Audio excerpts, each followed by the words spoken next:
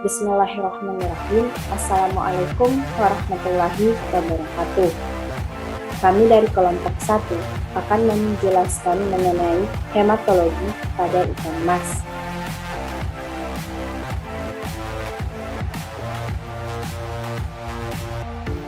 Saya akan menyebutkan anggota dari kelompok 1.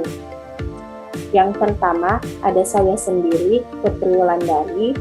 Yang kedua ada Siti Humairah Nur Al-Syahdaman. Yang ketiga ada Winda. Yang keempat ada Freddy Novianto Pairunan. Yang kelima ada Octavia Ningtyas Herawati.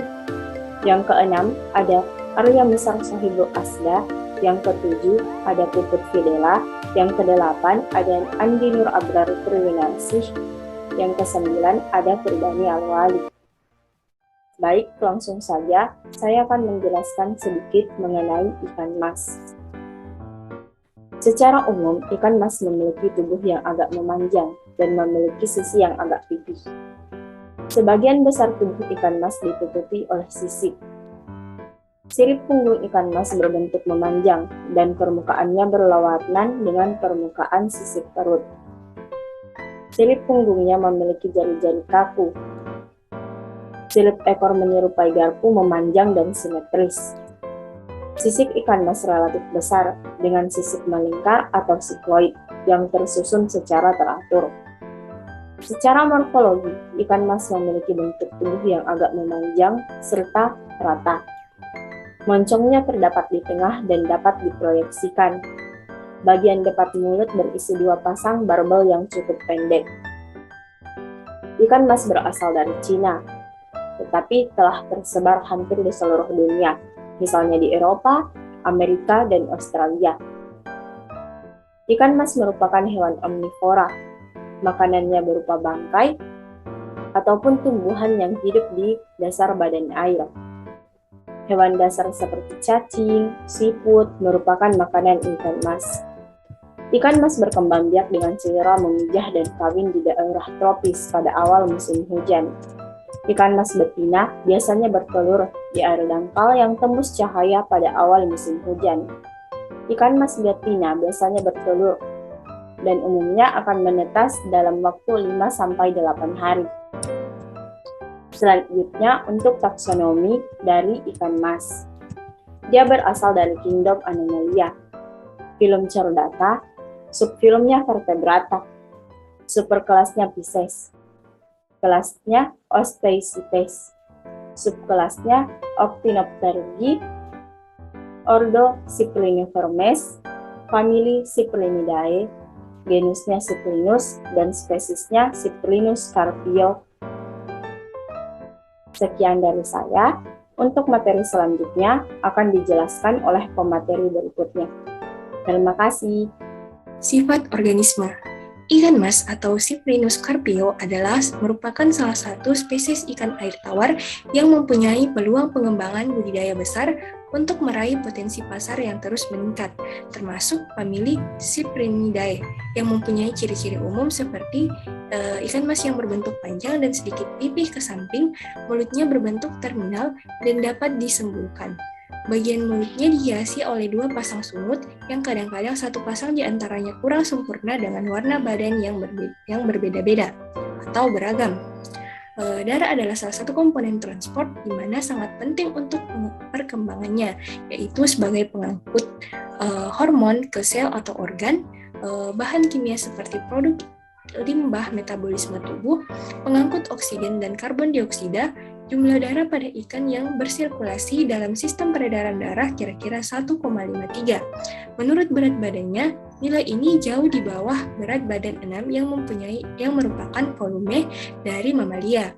Tetapi volume darah jenis ikan tertentu sekitar 5 dari berat badan. Hematologi ikan mas. Hematologi merupakan salah satu studi yang digunakan untuk mengetahui keadaan fisiologis individu, termasuk ikan. Hematologi merupakan ilmu yang banyak digunakan untuk mengetahui kondisi darah dan kandungannya. Tes hematologi dapat menjelaskan kualitas hidup seseorang. Jumlah sel darah merah, kadar hemoglobin, dan kadar hematologi darah ditentukan sebagai parameter hematologi. Sel darah merah mengandung hemoglobin. Komponen darah ikan seperti trombosit dan plasma darah memiliki peran penting sebagai pertahanan pertama terhadap serangan penyakit yang masuk ke dalam tubuh ikan, di mana eritrosit berwarna merah kekuningan dengan jumlah berkisar antara 20.000 sampai 3 juta tiap cc-nya. Jumlah sel ini tergantung aktivitas ikan dan suhu tubuhnya. Adapun leukosit memiliki peran utama dalam sistem pertahanan tubuh, di mana leukosit ini juga berperan dalam detoksifikasi protein sebelum dapat menyebabkan kerusakan dalam tubuh ikan. Ikan juga memiliki leukosit atau sel darah putih yang lebih banyak dari manusia, yaitu berkisar antara 137.000 sampai 198.000 sel per milimikron. Adapun prosedur yang diuji cobakan yaitu yang pertama, disediakan spesies yang akan diujikan sampel darahnya, contohnya ikan mas. Sampel spesies yang akan digunakan telah diuji klinis terlebih dahulu dan dinyatakan sehat. Kemudian yang kedua yaitu ikan terlebih dahulu diadaptasikan dengan lingkungan laboratorium dengan menggunakan air bersih dan aerator. Kemudian yang ketiga, masing-masing ikan diambil darahnya melalui vena caudalis. Dan yang keempat, sampel darah yang diambil akan diperiksa jumlah hemoglobin, kemudian perhitungan nilai packet cell volume, perhitungan kadar total protein plasma, morfologi eritrosit, jumlah leukosit, dan perhitungan diferensial leukosit.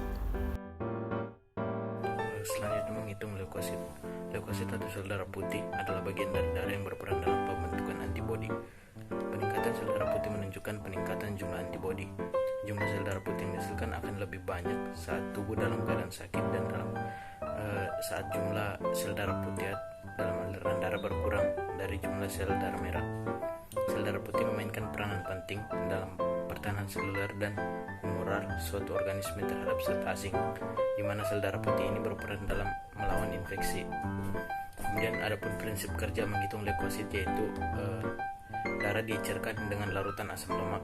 Kemudian sel-sel eritrosit akan mengalami hemolisis serta darah akan menjadi lebih encer untuk memudahkan menghitung sel-sel leukosit. Selanjutnya, prosedur perhitungan jumlah leukosit dapat diukur menggunakan metode Black-Scholes dan Daisley.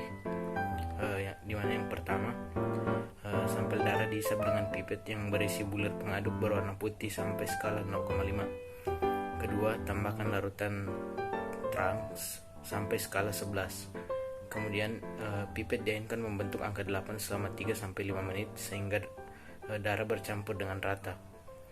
Yang keempat, buang 2 tetes pertama larutan darah dari dalam pipet. Kemudian teteskan larutan pada hemositometer, lalu tutup dengan gelas penutup. Kemudian menghitung jumlah sel darah putih dengan bantuan mikroskop menggunakan pembesaran 400 kali. Jumlah sel darah putih total dapat dihitung dengan rumus jumlah total leukosit sama dengan rataan sel leukosit terhitung dikali pengencer dibagi dengan volume. Sekian dari saya, terima kasih. Baik, sekarang saya akan menjelaskan mengenai perhitungan jumlah hemoglobin. Hemoglobin atau yang sering disingkat dengan HB berperan penting dalam mengangkut gas oksigen, terutama dari insang, yang dipompa dari jantung ke seluruh sel dan organ dalam tubuh, mengangkut nutrisi ke sel, dan membuang produk sisa metabolisme. Kadar hemoglobin yang rendah dapat digunakan sebagai indikator rendahnya protein makan yang tidak bagus atau ikan yang terinfeksi. Pada saat yang sama, kadar hemoglobin yang tinggi menunjukkan bahwa ikan sedang stres. Pada perhitungan kadar hemoglobin ini, yaitu kerjanya hemoglobin diubah menjadi warna hematin asam, kemudian membandingkan warna asam hematin tadi pada alat standar hemoglobinometer. Adapun prosedur kerja hemoglobin, perhitungannya yaitu 1. Darah sampel dihisap dengan menggunakan pipet Sahli sampai skala 20 mm kubik. Selanjutnya, ujung pipet dibersihkan dengan kertas tisu. Darah yang ada dalam pipet dipindahkan ke dalam tabung hemoglobinometer yang telah diisi dengan HCl 0,1 m hingga skala 10. Sehingga darah lalu diaduk dengan batang pengaduk selama 3-5 menit. Dan tambahkan Aquades ke dalam tabung hingga warna darah tersebut menjadi seperti warna lautan standar yang ada dalam hemoglobinometer. Dan dari saya akan dilanjutkan oleh teman saya. Bagian ketiga, menghitung kadar total protein plasma. A. Prinsip kerja. Pemisahan sel darah dari plasma didasarkan pada perbedaan ukuran berat molekul dan muatan listrik yang dikandung oleh makromolekul darah.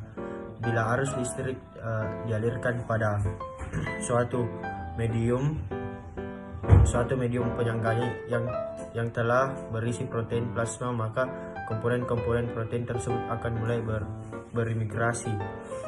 Bagian B, prosedur perhitungan kadar total protein plasma. Prosedur perhitungan kadar total protein plasma menggunakan metode elektroforesis. Pertama, darah sampel diambil menggunakan spuit steril volume 1 cc yang telah diisi antikoagulan nasitrat 3,8%.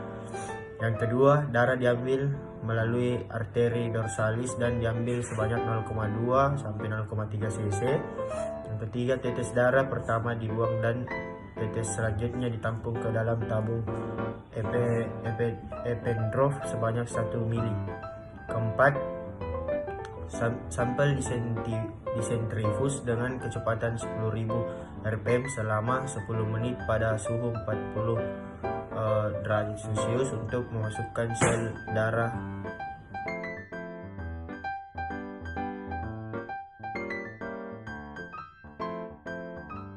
eritrosit sendiri atau sel darah merah merupakan sel yang paling banyak jumlahnya.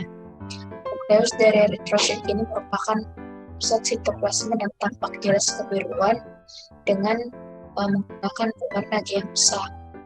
Nah, fungsi utama dari sel darah merah adalah untuk mengangkut hemoglobin dan dengan demikian juga mengangkut oksigen dari paru-paru ke jaringan. Nah, tingginya jumlah sel darah merah juga disebabkan oleh ukuran sel darah itu sendiri. Kemudian, prinsip kerja dari pemeriksaan sedia anapus darah dilakukan dengan cara meneteskan darah, lalu dipaparkan di atas objek gelas, kemudian dilakukan pengecatan dan diperiksa di bawah mikroskop. Nah, prosedur pengamatan morfologi eritrosit menggunakan beberapa metode. Salah satu yang paling sering digunakan adalah metode hapusan darah.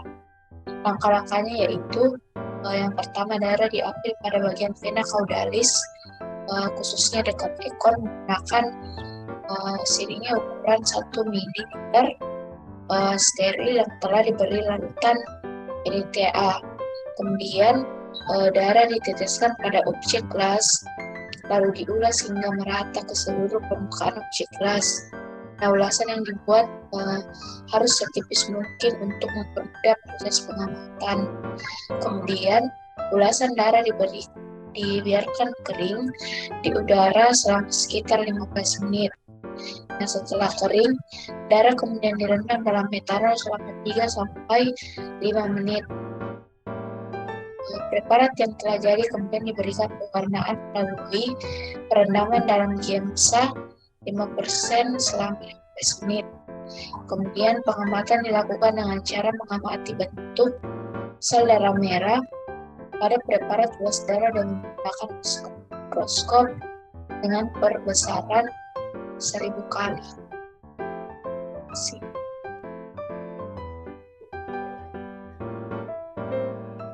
Selanjutnya untuk pengukuran nilai hematokrit. Nilai hematokrit adalah istilah yang menunjukkan jumlah total sel darah merah dalam darah dan dinyatakan dalam persentase, di mana nilai hematokrit itu dia digunakan untuk mengukur sel darah merah, di mana untuk pengukuran ini dilakukan apabila terjadi tanda klinis terhadap penyakit yang merusak sel darah merah secara berlebihan. Untuk metode atau prosedur dengan hematokrit itu dia akan digunakan tabung mikrohematokrit, di mana tabung itu akan dilapisi oleh EDTA atau etilen diamin tetraasetik acid yang berfungsi sebagai senyawa yang mencegah darah untuk membeku atau menggumpal. Nah, nilai hematokrit standar itu sendiri adalah 45%, di mana antara spesies 1 dan spesies hewan lainnya itu akan berbeda-beda. Untuk prinsip kerjanya itu, dia menggunakan pengukuran makro terhadap sampel, di mana akan digunakan tabung khusus dan digunakan sampel darah. Untuk hasilnya sendiri itu dapat kita lihat langsung di sampelnya, di tabungnya. Nah, untuk prosedur pengukuran nilai hematokrit itu ada 2 jenis. Yang pertama itu ada makrohematokrit dan mikrohematokrit. Nah, untuk prosedur menggunakan makrohematokrit itu disiapkan sampel darah sebanyak 1 ml, dimasukkan ke dalam tabung yang disebut dengan tabung Winthrop, di mana tabung Winthrop itu dia memiliki panjang 110 mm, diameternya 2,5 sampai 3,0 mm dan berskala 0 sampai 10 nanometer. Nah, untuk tabungnya sendiri tadi setelah diisi oleh sampel darahnya, dia akan disentrifugasi selama 30 menit dengan kecepatan 3000 rpm. Hasilnya itu dapat kita amati di tabungnya. Nah, untuk nilai hematokrit sendiri itu dia nanti akan diperlihatkan atau dinyatakan dalam bentuk persentase. Perhitungan diferensial leukosit. Pertama, prinsip kerja. Prinsip pemeriksaan sediaan apus darah dilakukan dengan cara meneteskan darah, lalu dipaparkan di atas objek gelas. Kemudian dilakukan pengecetan dan diperiksa di bawah mikroskop. Adapun prosedur kerjanya yaitu pegang objek gelas dengan telunjuk dan ibu jari, teteskan sedikit darah pada objek gelas bersih pada bagian sebelah kanan. Letakkan objek gelas lain di sebelah kiri tetesan darah dan membentuk sudut 30 derajat. Tarik objek gelas ke kanan sampai menyentuh darah tersebut. Setelah darah menyebar sepanjang tepi objek gelas kedua, dorong objek gelas kedua tersebut ke kiri dan tetap membentuk sudut 30 derajat agar didapatkan sediaan apus darah yang cukup tipis untuk diamati. Ulasan yang tadi kemudian dikeringkan. Preparat darah tersebut kemudian difiksasi dengan larutan metanol selama 5 menit. Rendam preparat ulas darah tersebut dalam larutan Giemsa yang telah diencerkan selama 15 menit. Bilas dengan Aquades lalu dikeringkan. Preparat yang telah jadi kemudian ditempatkan di bawah mikroskop dan diamati dengan pembesaran 400 kali. Presentasi sel-sel leukosit dihitung dengan cara mengamati sebanyak 10 lapang pandang dan masing-masing jenis diferensiasi leukosit yang terhitung dikelompokkan menurut jenisnya.